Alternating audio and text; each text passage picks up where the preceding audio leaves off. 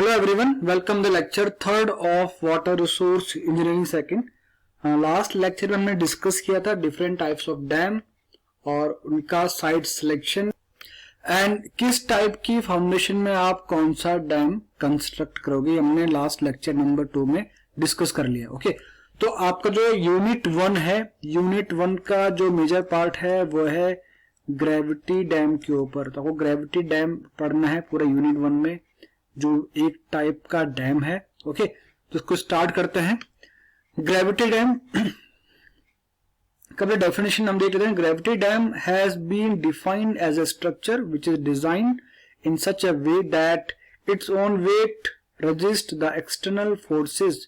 This type of structure is most durable and solid and require very little maintenance. Such a dam may be constructed of masonry or concrete. However, concrete gravity dam are preferred these days and mostly constructed. They can be constructed with ease on any dam site. Okay, तो इसमें क्या है कि gravity dam आज के date में काफी durable है और अर्थक्वेक रेजिस्टेंस भी है, तो इसलिए यहाँ पे आजकल हम ग्रेविटी डैम को ज्यादा प्रेफर करते हैं। बशर्ते वहां पे क्या हो, जो फाउंडेशन हो, ग्रेविटी डैम जहां बनाना हो, जिसका फाउंडेशन वाला पार्ट हो वो थोड़ा, यानी कि वो एक एडिक्वेट क्वांटिटी में स्ट्रांग होना चाहिए कि वो ग्रेविटी डैम के सेल्फ वेट को भी रजिस्ट कर पाए। ओके, तो इसका हम करेंगे साइड सिलेक्शन ग्रेविटी डैम के लिए। ओके, इसको भी डिस्कस भी कर रहे हैं, लिख भी रहे हैं यहाँ पे कि where there exist a natural foundation strong enough to bear the enormous weight of the dam. क्योंकि जो कंक्रीट ग्रेविटी डैम होगा तो कंक्रीट का सेल्फ वेट ही इतना ज्यादा होता है कि उसको बियर करने के लिए फाउंडेशन का स्ट्रांग होना उतना ही मैंडेटरी बन जाता है वहां पे। ओके, टिपिकल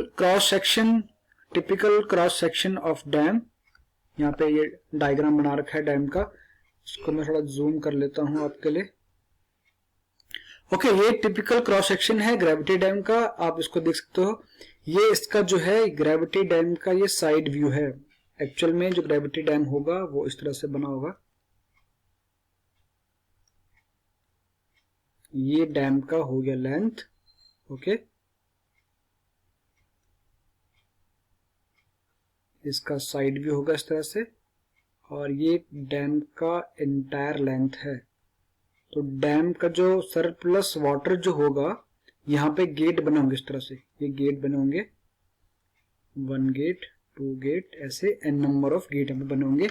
तो जो भी आप सरप्लस वाटर आपको जब डिस्चार्ज करना हो तो आप इन गेट्स को ओपन करेंगे और यहाँ से स्पिलवे के थ्रू जो वाटर होगा वो डिस्चार्ज होगा। यहाँ पे सेकंड स्पिलवे यहाँ पे होगा बना हुआ इस तरह से। ओके, तो ये है इसका फ्रंट व्यू, ये इसका फ्रंट व्यू है, ये डैम का साइड व्यू है। ओके, ये इसका बैक पोर्शन वाला है, वहां से व्यू। तो अगर आप इसको देखें तो यहाँ पे जो आपको दे रखा है यहाँ पे डायग्राम, ये इसका साइड व्यू है डैम का, ये साइड व्यू है डैम का। तो आप जो देख रहे हो, आप यहां से इसको देख पा रहे हो डैम को। ओके, यानी कि इसका एक इन्होंने क्रॉस सेक्शन से काटा है, क्रॉस सेक्शन काटा यहाँ से, तो उसको आपको यहाँ पे दिखा रहे हैं यहाँ पे। ओके, तो यहाँ पे देखिए ये डैम का क्रॉस सेक्शन है। यहाँ पे इन्होंने ये फ्री बोर्ड दे रखा है, फ्री बोर्ड यहाँ पे 4 मीटर का है। मैक्सिमम वाटर लेवल यहाँ तक होगा। ये अपस्ट्रीम साइड है, अपस्ट्रीम साइड में upstream face may be vertical और स्लांटिंग। अपस्ट्रीम फेस में मैक्सिमम डैम में क्या होता है, ये वाला फेस या तो पूरा वर्टिकल होता है यहाँ तक पूरा, या फिर आधे के बाद स्लाइटली स्लांट होता है यहाँ पे, यानी कि इंक्लाइंड होता है ये वाला। ओके, इसका जो पर्पज है वो हम आगे डिस्कस करेंगे, बट इसका पर्पज होता है जितना भी पे वाटर फोर्स लगेगा उसको रजिस्ट करना। वाटर फोर्स डेप्थ में, जितना आप डेप्थ में जाओगे जो वाटर का जो फोर्स है वो बढ़ेगा, उसकी वैल्यू बढ़ेगी। तो इसलिए यहाँ पे ना स्लाइटली इसको स्लांट में रखा हुआ है कि यहाँ पे आप हल्का सा ओवरकम कर पाओ वाटर के फोर्स को। बाकी ये पूरा ग्रेविटी है, कंक्रीट इन्होंने यहाँ पे शो कर रखा है, कंक्रीट है। यहाँ पे ये ड्रेनेज गैलरी है, ड्रेनेज गैलरी का पर्पज भी हम आगे पढ़ेंगे, क्योंकि अपलिफ्ट प्रेशर होता है, एक होता है वाटर प्रेशर जो यहां से लगेगा डैम पे। ओके, और एक होता है जब वाटर यहाँ से सीपेज होके, फाउंडेशन सीपेज होके वापस यहाँ से ऊपर आना चाहेगा वाटर, तो उसको अगर वो ऊपर ना आए वाटर, तो उससे क्या होगा, वो डैम के फाउंडेशन पे अपलिफ्ट प्रेशर लगाएगा और उस अपलिफ्ट प्रेशर की वजह से जो डैम की स्टेबिलिटी है उसमें फर्क पड़ सकता है। तो इसलिए क्या करते हैं, यहाँ पे एक ड्रेनेज गैलरी प्रोवाइड करते हैं कि जो भी सीपेज यहाँ से हो क्रैक के थ्रू, वो उसको एक रास्ता मिल जाए वाटर को और यहाँ से वो आउट हो जाए। यानी कि जो प्रेशर यहाँ पे लगना है वो प्रेशर क्या हो जाएगा, रिड्यूस हो जाएगा, वो सारा प्रेशर यहाँ पे आ जाएगा। ठीक है, और ये इसका फ्रंट यानी कि डाउन स्ट्रीम वाला इसको बोल सकते हैं। डाउन स्ट्रीम में इसको बोलेंगे टो और इसे बोलते हैं अपस्ट्रीम में हील। ओके, ये है अपस्ट्रीम साइड जहां पे पूरा रिजर्वायर होगा और ये है इसका डाउन स्ट्रीम साइड। ओके, तो यहाँ पे ये प्रोफाइल है डैम की, डैम लगभग इस तरह से बनता है। ये इसका टॉप विड्थ है 6 मीटर यहाँ पे रखा हुआ है, ये फ्री बोर्ड है। Another height of dam 9 metre 75 metre ये है। 2 हॉरिजॉन्टल 3 वर्टिकल, ये उन्होंने इसके लिए रेशियो दिया है। ओके, 2 हॉरिजॉन्टल 3 वर्टिकल का मतलब है कि अगर मैं 3 मीटर डेप्थ में जाता हूं तो मुझे जो डिस्टेंस, जो डिस्प्लेसमेंट मिलेगा वो करीब करीब ये 2 मीटर का मिलेगा। ये 2 मीटर होगा तो ये 3 मीटर होगा। ओके, तो यानी कि फिर अगर मैं बताऊं यहाँ पे ये 3 मीटर हो गया, 3 मीटर, ये 2 मीटर। अगर मैं इसको कनेक्ट करूं तो ये डाउन स्ट्रीम में स्लांट रेंज आ गया। तो ये स्लांट रेंज कैसे बना होगा, जब ये वाला पोर्शन कितना होगा 2 मीटर और जो इसकी हाइट है उसका रेशियो कितना होगा 3 मीटर। यानी कि 2 और 3 के रेशियो से इन्होंने ये डिजाइन किया हुआ है, ये वाला पोर्शन, ये पोर्शन इन्होंने डिजाइन किया हुआ है 2-3 के रेशियो से। ओके, तो ये इसका क्रॉस सेक्शन है, इसको डिटेल में हम आगे डिस्कस करेंगे। अभी आपको मालूम होना चाहिए, यहाँ पे जनरल मालूम होना चाहिए कि कौन सा फेस अपस्ट्रीम होता है, कौन सा फेस डाउन स्ट्रीम होता है, टो कौन सा होगा, हिल कौन सा होगा, मैक्सिमम वाटर लेवल कहाँ पे होगा। ओके, फ्री बोर्ड, ये फ्री बोर्ड है रखा हुआ है, एक्स्ट्रा फ्री बोर्ड हम रखते हैं, प्रोवाइड कराते हैं। अब इसमें जो आप पढ़ोगे स्टार्टिंग में वो ये है कि forces acting on gravity dam, कौन कौन से फोर्स लगते हैं ग्रेविटी डैम पे। The various external forces acting on gravity dam may be, first one है वाटर प्रेशर। वाटर प्रेशर कैसे होगा ग्रेविटी डैम पे, हम बना लेता हूँ उसको, ग्रेविटी डैम का डायग्राम बना लेता हूँ।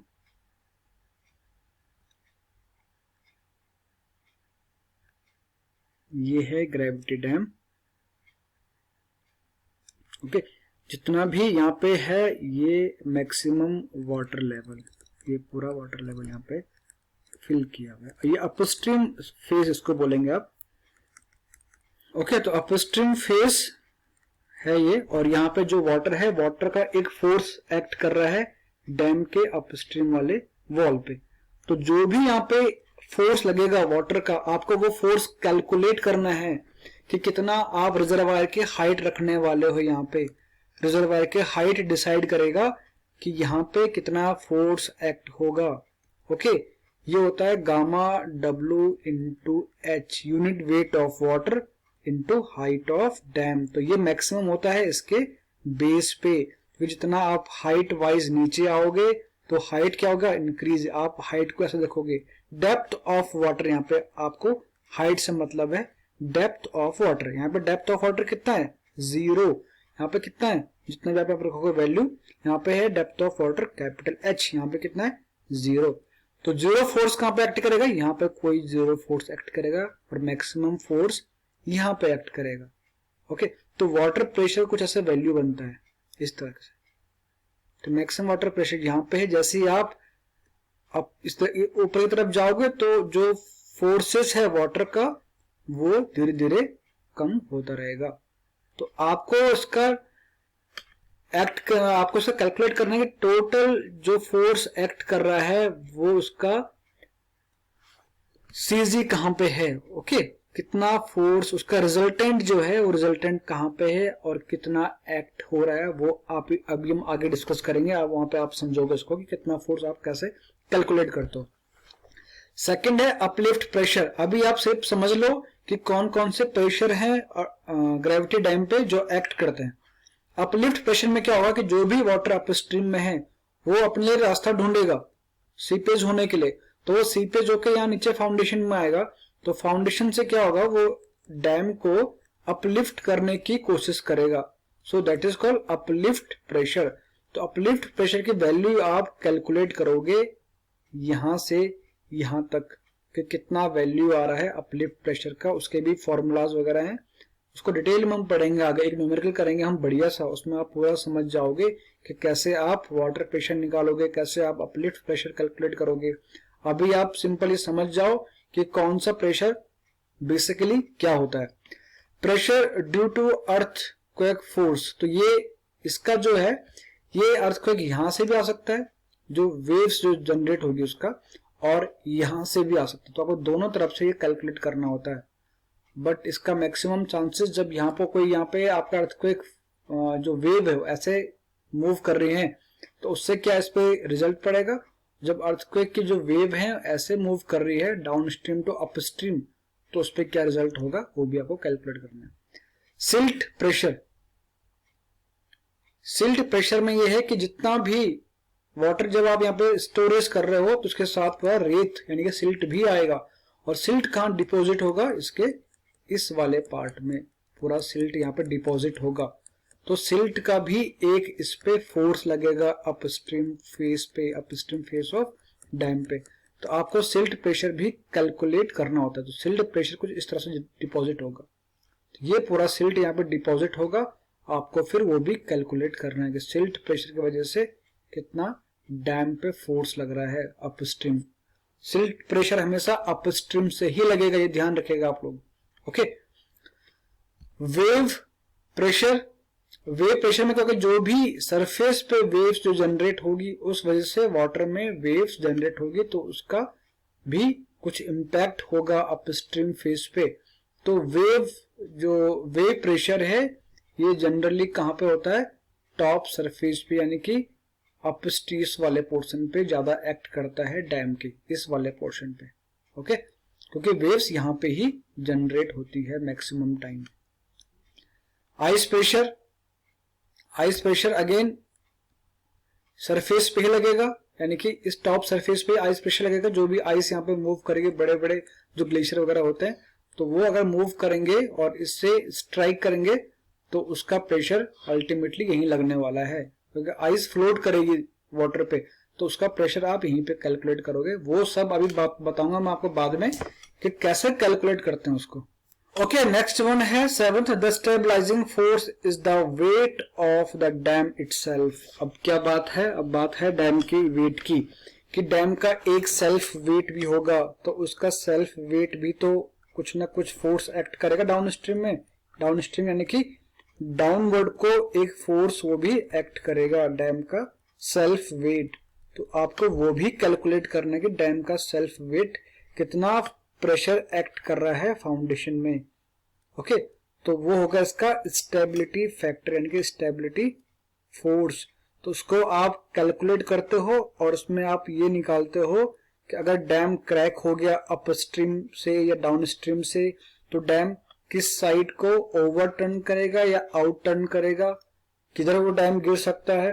तो वो सारी कैलकुलेशन आप करते हो इन सारे फोर्सेस के अंडर में। तो ये काफी मेन टॉपिक है आपका ये वाला, forces acting on gravity dam. इसको आप ठीक से पढ़ेंगे अभी हम आगे। आज हमने समझ लिया है कि कौन कौन से फोर्सेस होते हैं, हमने इसका क्रॉस सेक्शन भी इसका ठीक से देख लिया, ग्रेविटी डैम का जो कंपोनेंट होंगे इसके वो भी हमने देख लिए हैं।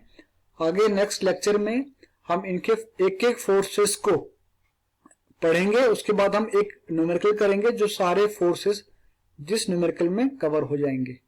ओके, और किसी को डाउट है अभी इसमें तो वो पूछ सकते हैं। Okay, thank you.